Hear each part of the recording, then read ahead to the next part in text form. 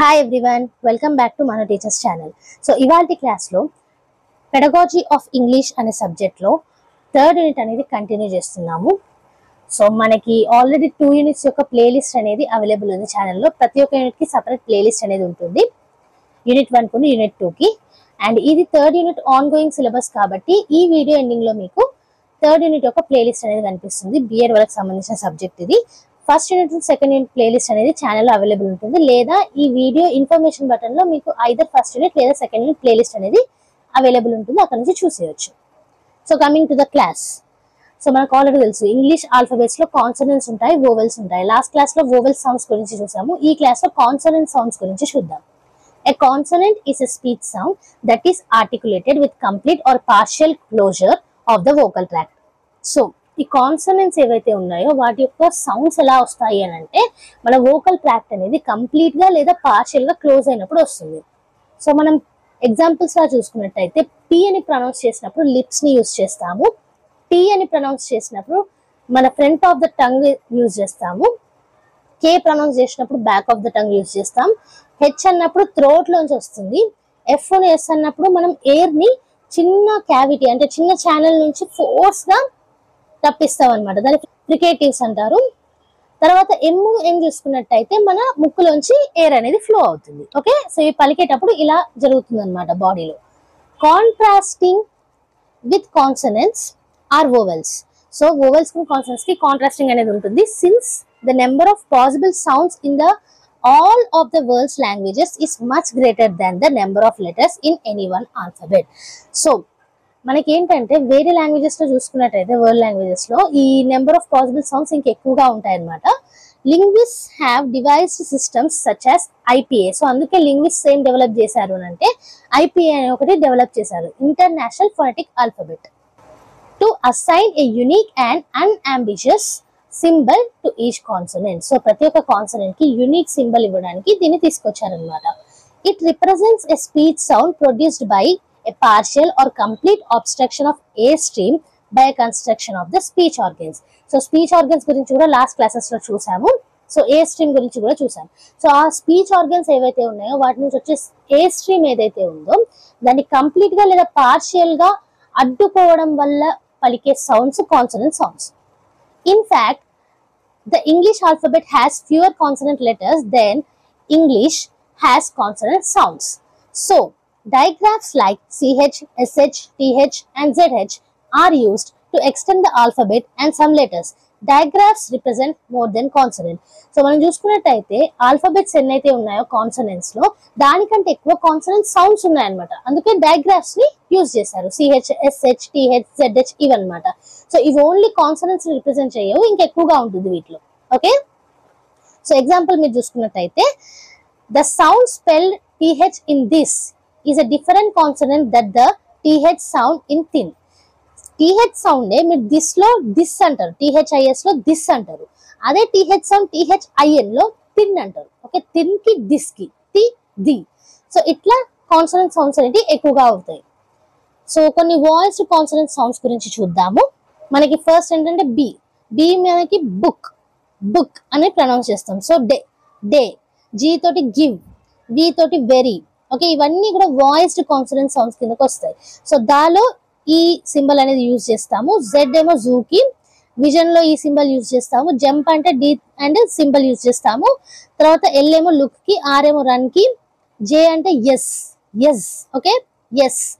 W V, M moon, N name.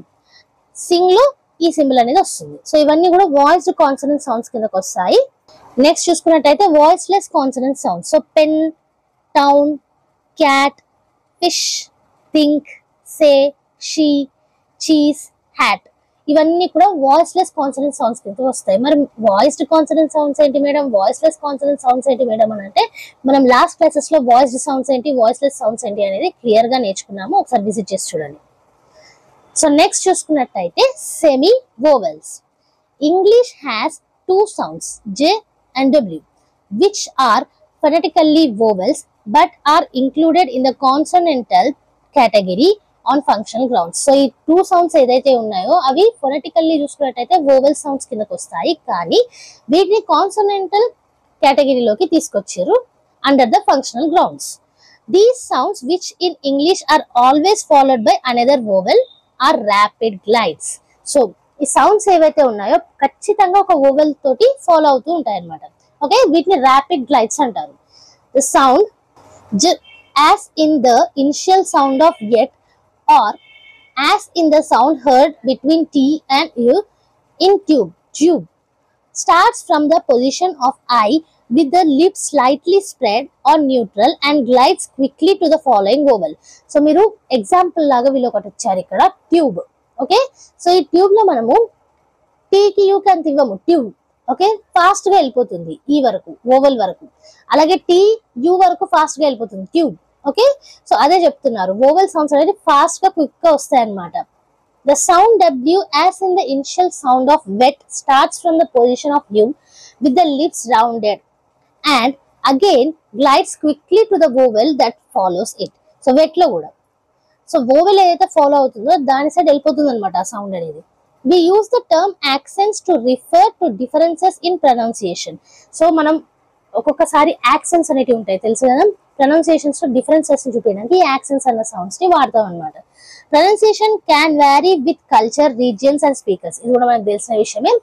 మన culture, మన region, మన వే ఆఫ్ స్పీకింగ్ ఇవన్నిటి వల్ల ప్రొనౌన్సియేషన్ అనేది మారుతుంది. ఇండియన్స్ ఇంగ్లీష్ ఒకలాగా పలికితే కొరియన్స్ ఇంగ్లీష్ ఒకలాగా పలుకుతారు, జపానీస్ ఇంగ్లీష్ ఒకలాగా పలుకుతారు, అమెరికన్ ఇంగ్లీష్ ఒకలా ఉంటుంది, బ్రిటిష్ ఇంగ్లీష్ ఒకలా ఉంటుంది. సో లాంగ్వేజ్ ఒకటే బట్ యాక్సెంట్స్ డిఫరెంట్ గా ఉంటాయి. అంటే కల్చర్, రీజియన్ మరియు స్పీకర్స్ వల్ల.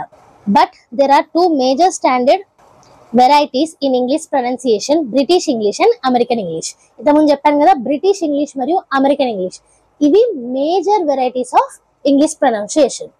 రిసీవ్డ్ ప్రొనౌన్సియేషన్ అంటే ఆర్పి అంటాము, is a form of pronunciation of the English language. So RP అంటే ఒక ఫార్మ్ ఆఫ్ ప్రొనౌన్సియేషన్ కింద తీసుకోవచ్చు మనము. RP is a social accent than regional associated with the educated upper classes. So ఈ RP అనేది received pronunciation అనేది social accent కిందకు వస్తుంది ఎడ్యుకేటెడ్ అప్పర్ క్లాసెస్ లో. To represent the basic sound of spoken languages linguists use a set of phonetic symbols called ఐపిఏ.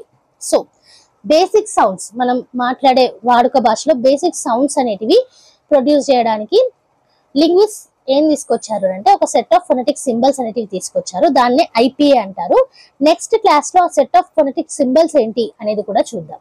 Okay, so ఇది ఇవాల్టి class. ఇవాల్టి class లో కాన్సనెంట్స్ యొక్క సౌండ్స్ గురించి బ్రీఫ్ గా చూసాము. సో ఎలాంటి సౌండ్స్ మనకి కాన్సనెంట్ సౌండ్స్ అవుతాయి, కంప్లీట్ గా లేదా పార్షియల్ గా వోకల్ ట్రాక్ ని క్లోజ్ చేసినప్పుడు ఆ కాన్సనెంట్ సౌండ్స్ అనేవి ప్రొడ్యూస్ అవుతాయి. సో వాటి గురించి మనం క్లియర్ గా చూసాము. అండ్ యాజ్ యూనే మొత్తం నోట్స్ కూడా మీకు పీడిఎఫ్ లింక్ అనేది కింద డిస్క్రిప్షన్ బాక్స్ లో అవైలబుల్ ఉంటుంది, అక్కడ నుంచి డౌన్లోడ్ చేసుకోవచ్చు. సో ఈ వీడియో మీకు అర్థమైనట్టు అనిపించినా, నోట్స్ అనేది హెల్ప్ఫుల్ అనిపించినా లైక్ చేయకుండా మాత్రం వెళ్ళకండి. చాలా మంది సబ్స్క్రైబ్ చేస్తున్నారు కానీ లైక్ చేయట్లేదు, షేర్ చేయట్లేదు. నాలెడ్జ్ అనేది ఎంత షేర్ చేసుకుంటే అంత బెనిఫిట్ అండి. ఓకే, సో వాళ్ళు కూడా మీతో వేరే నాలెడ్జ్ అనేది షేర్ చేయొచ్చు. సో అందుకే వీడియోని షేర్ చేయండి మీ బిఎడ్ ఫ్రెండ్స్ కి, సబ్స్క్రైబ్ చేసుకోండి, హెల్ప్ఫుల్ గా ఉంటుంది. అండ్ మన channel every Tuesday and Friday regular videos అంటే అప్లోడ్ చేస్తూ ఉంటాం. మంచి మంచి వీడియోస్ అంటే వస్తూనే ఉంటాయి కాబట్టి like, share and subscribe. And next video తోటి మళ్ళీ కలుద్దాం. అంతవరకు eat, sleep, learn and repeat. And thank you for watching. Bye bye.